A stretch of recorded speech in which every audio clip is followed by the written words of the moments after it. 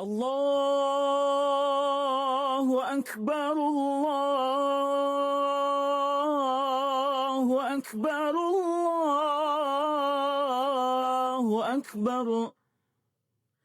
La ilaha illallah,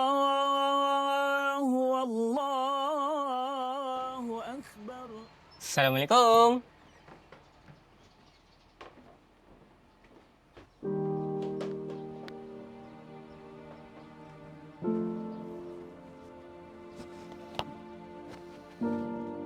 Welcome to Mobile Legends. Acik, ramai kawan balik kampung tahun ni. Mesti best kalau semua ada kan? Tu lah tu.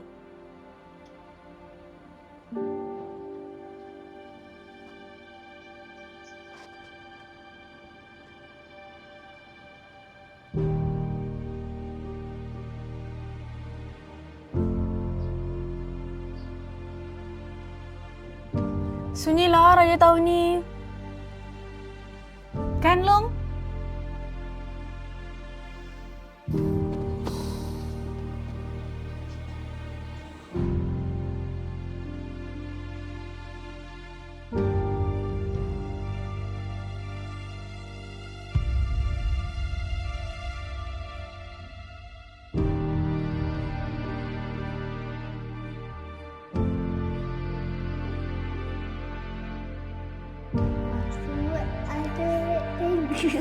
Tu lah. Ayah nak tanya. Tahun ni, korang nak pakai baju raya warna apa? Macam strawberry. Merah. Macam strawberry. Merah. Macam strawberry. Merah. Jangan gaduh-gaduh. Nanti mak tak ada nanti macam mana? Tu lah tu. Angah? Pink. Pink. Oh, okey. Tapi ayah rasa tahun ni kita pakai baju warna biru. Halo? Acik? Angah? Mai makan? Jom.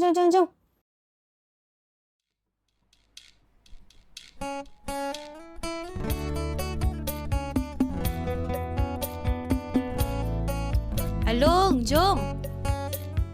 Ya, sekejap.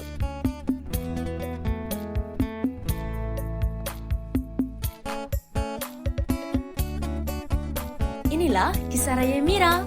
Di hari raya, meja inilah yang selalu menyatukan kita. Ada yang sibuk tambah lauk, ada yang berebut kuih, ada yang tak berhenti bercerita.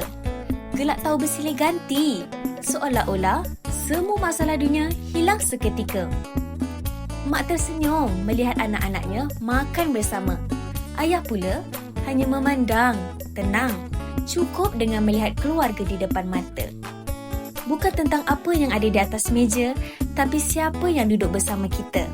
Kerana selagi kita dapat masih berkumpul begini, itulah makna sebenar Hari Raya. Selamat Hari Raya, maaf zahir dan batin.